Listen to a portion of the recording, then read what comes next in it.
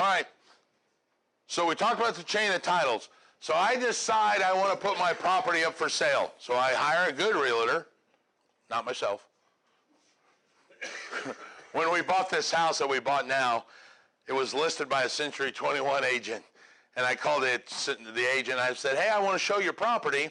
And I've got the hardest clients there are. I said, they're overbearing, they're demanding, they're cheap, they're a big pain in the butt. He's like, well, why are you working with them? I said, because it's my wife and me. He's like, yeah, I hate those clients. They're always hard to deal with. So I put my property on the market. Chavez comes to me and goes, hey, I want your house. And I said, great. I promise that I own it. I promise that I'll get rid of the encumbrances. I promise there's no one out there coming after me. I promise to help you if something's wrong, and I promise that forever. Do you trust me? You don't hurt my feelings. No, don't do that, man. Don't hurt. You won't hurt my feelings. You got a nice house, right? Your correct answer would be no, and I won't hurt my feelings. I understand it. So normally he would go, no, I don't trust you. Oh, come on, I'm a good guy. No. Okay, how about if I buy an insurance policy that says if any of those I lied about, you're going to get protected? Would you now believe those 5 guarantees that I'm making to you? Yes. Yes. Ta-da! Welcome to insurance policy, or title insurance. That's all title insurance is. It's an insurance policy which verifies or guarantees or makes the buyer happy that these statements that I made are in fact true. And if they're not true, he's going to have an insurance policy. Okay? So in this particular case, I've owned the house for 2 years and I'm going to sell it to him. One of my recommendations or one of my guarantees is further assurance and warranty forever. How do I warrant forever if I've only lived in it 2 years? Say it louder. Who did I buy it from? And how did I get it? With a warranty forever from men. How did he get it? Through a warranty forever from Singh, who got it from Holly. So now let's revisit that scenario that we talked about. Sears comes knocking at Chavez's door. You owe me money. 1988, we put a roof on this property and we wanted our money back. And he's like, okay, hold on, let me call Raymond because he warranty forever, further assurance. He's going to time out. So he calls me up and says, hey, Raymond, people knocking at the door. Says they put a roof on this in 1988. I'm like, oh, I promised I'd help you. Wait a minute, what year? 88. I didn't own it then. Hold on a second. Now I call men and go, hey, we got a problem. You promised me forever. He says, 88. Wait a minute, I didn't own it yet. Hold on. He calls Singh and says, hey, we got a problem. You promised warranty forever. Eventually, somewhere in there, somebody's going to have a problem.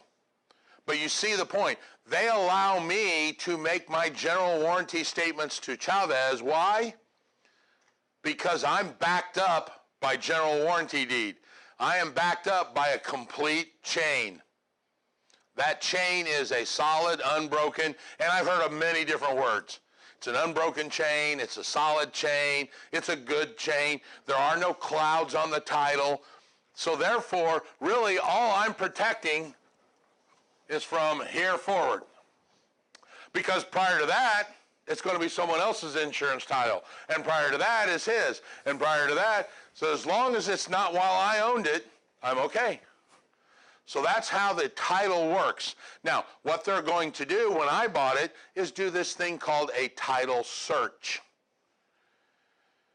There is a thing called a title abstract. Guess what the guy's name is that does the abstract? What? The abstractor, exactly. He is going to look at every legal thing that has ever happened to the property. There was a lien put on it, a lien removed. There was a court case, it got satisfied. There was an easement because he sold some property, the easement's still on it. Okay, we see that. And they are going to go back 40 years or to the root, whichever's closer. All right? The book says 60. I think our state laws say 40, so on the test, might want to go with 40. I think the book says 60, though. Or the root. And what that means is if the house is only 10 years old, they can only go back 10 years. So Holly bought it as a brand new house. That would be the root. So they're going to search back or to the root. Yes? So say that does happen. Do you go to the title company? And The title company is the one that's doing this search. And that's what you will pay them for when you are a buyer or a seller. When you engage the title company, they will do the abstract and the chain of title and the search and all that. That's what you're paying them for. All right? If such situation happened, then I'm sorry, if what happened? if such a situation happened, the person really knocks on the door of the present owner, that's what I was asking. then this whole process will take place. The whole process takes place almost all the time. The only time would be different is if I have my own policy. When I sold to him, if I have my current policy and we went to the same title company, they'll give me a break because they only have to do, since they already did it once. That if there is a lien on it for the roof repair guy, Right. it must have been recorded. Doesn't need to be recorded to be legal. Back to the recording, what I just told you. Doesn't need to be publicly recorded to be valid. It can be private. So when they did the search, it's not on there. So the guy who owns it today, if he has unwanted hassle like today, that something comes up and he has to deal with it. Well, that's the example I'm giving you. If Sears came knocking on my door, I'm the current owner, I would go seek out men because I bought the highest policy possible. I bought a general warranty deed, which says he owns it. So I'm going to call him, and he's going to get his insurance company involved, and that title insurance company is now going to have a conversation with Sears and go, okay, let's talk about this. What happened? Did we miss it? Did you record it? Is it illegal recorded? And there's a whole bunch. I'm just trying to give you the simplistic view. But the point I'm getting at is because I bought it from him as a general, I can sell it to Chavez as a general. As long as this chain remains unbroken, somebody's insurance company messed up and will pay that policy. All right? Now watch this, because I'm going to change this scenario.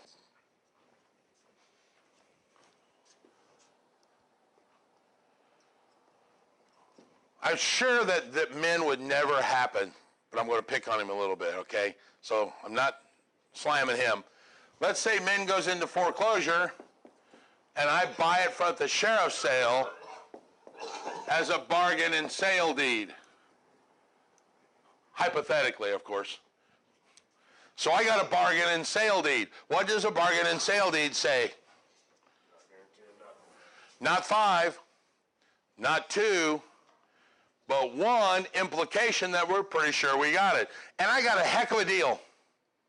I paid 50 cents on the dollar for this at the sheriff's sale. $100,000 house, I paid $50,000. I'd take the risk. Now, as an investor, I want to put it back on the market. So I put it on the market. Chavez comes to me and goes, hey, Raymond, I want you to promise me you own it. Promise me you'll remove the liens. Promise me there's no one out there coming after you. You'll help me forever and further assurance. And I say, sure, I will. You trust me? And you say, no. I say, okay, how about if I get an insurance policy that says if I'm wrong, they'll cover you. Now do you trust me? Sure, he now trusts me. I go into my insurance company and go, hey, I want to sell as a general warranty deed. And they're like, are you nuts? We are not issuing a general warranty deed. Change the story there, T, and see that? Why aren't they going to allow me to sell as a general warranty deed? I don't have that backup that we just showed a minute ago, that chain. Now Sears comes knocking. He comes to me and goes, hey, Raymond, Sears is knocking. I'm like, too bad. I didn't sell you that general warranty deed. I can sell uninsured, but he's certainly not going to pay $100,000 for this house. As an investor, I bought it for 50. I want to sell it for the most. So I want to sell it as a general warranty deed. But there's no insurance company out there in the world that will give me this policy because I don't have anything to back them up. They would be on the hook if Sears walked in now because there is no further assurance behind me. So I bought this bargain and sale deed. See where we're at? So now your next question from one of you people is, am I stuck here? The answer is no. I bought a bargain and sale deed. The first thing I want you to understand is I can still sell a bargain and sale deed. It would have no insurance, but he's not going to pay me the money I want because I want to get full value. So I've got to somehow raise this bargain and sale deed up to a general warranty deed. It is called a suit to quiet title or action for quiet title. It is an attorney process that takes about $1,200 and about 2 to 3 months to do. All right? And here's what happens. There are two sides to this. There is the public search that we mentioned. This is where they engage the abstractor. And he goes back and for 40 years will look at everything to make sure they have a positive and a negative. They want what's called a net zero. We got a lien, we paid it off. We got a lien, we paid it off. So he's going to do the public records of all the recorded stuff and find nothing. That's what he hopes. Meanwhile, back at the Batcave, the attorney they hire is going to search for the private liens because recording does not make it legal. It can have a private lien that's unrecorded. So what the attorney is going to do is this thing called a suit to quiet title or action to quiet title. And what he's going to do is in the newspaper, has to be within 2 weeks, 3 times within 2 weeks, no more than a week apart. He's going to put that thing in there that we just talked about. Does anybody have any interest in the property located at 12 Smith Street? Please contact the attorney. And then he literally is going to do this.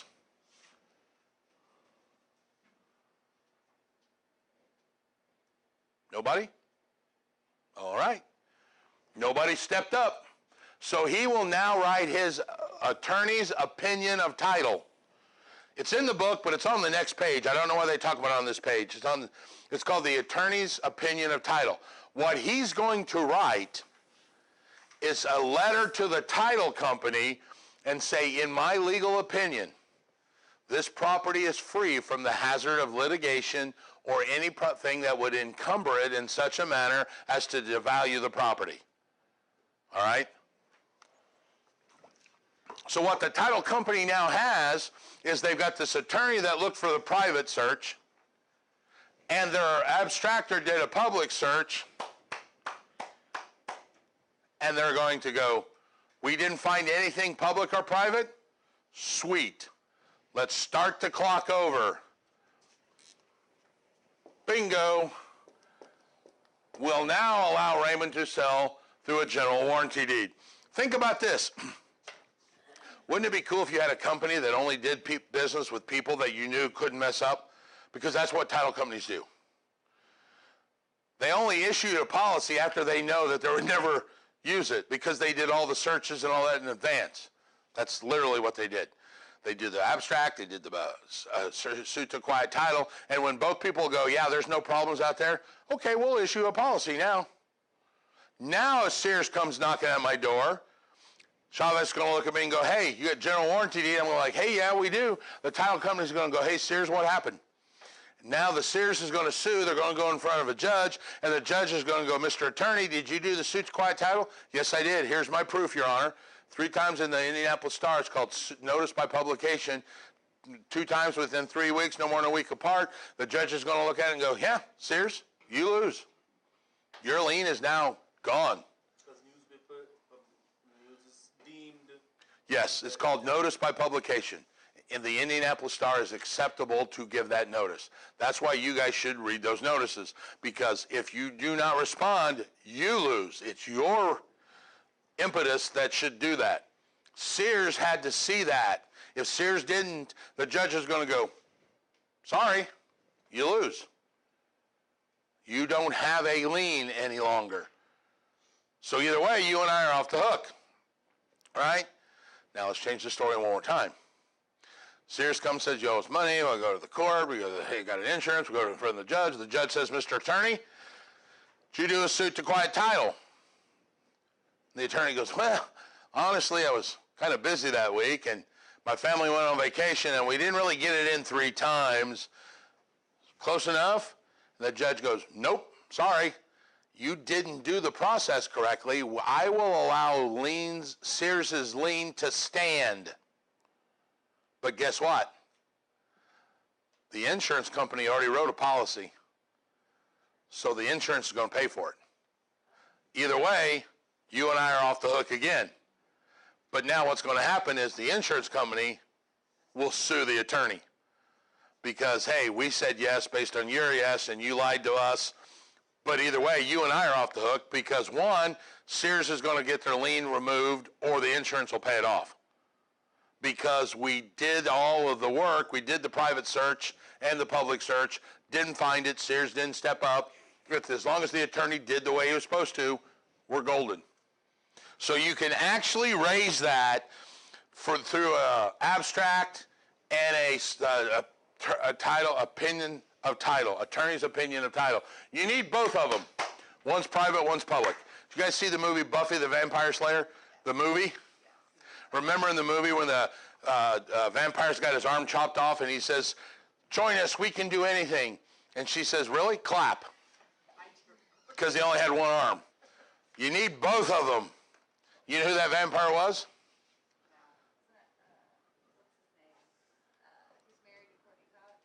Nope. In the movie, the vampire was Pee Wee Herman. Yes, that character, the actor that played Pee Wee, Paul Rubin. He's got the real long hair and the goatee. That's Paul Rubin playing that part. Plays Pee Wee Herman. Yeah, he's got the one arm chopped off, and she goes, oh, if you can do anything, clap. All right? So you need both of them to be successful. Not just one. You need the public and the private search. They will do that abstract to find every legal action publicly that was taken, while privately they will do the attorney's opinion of title. And they will go back 40 years or to the root, whichever one is closer. All right?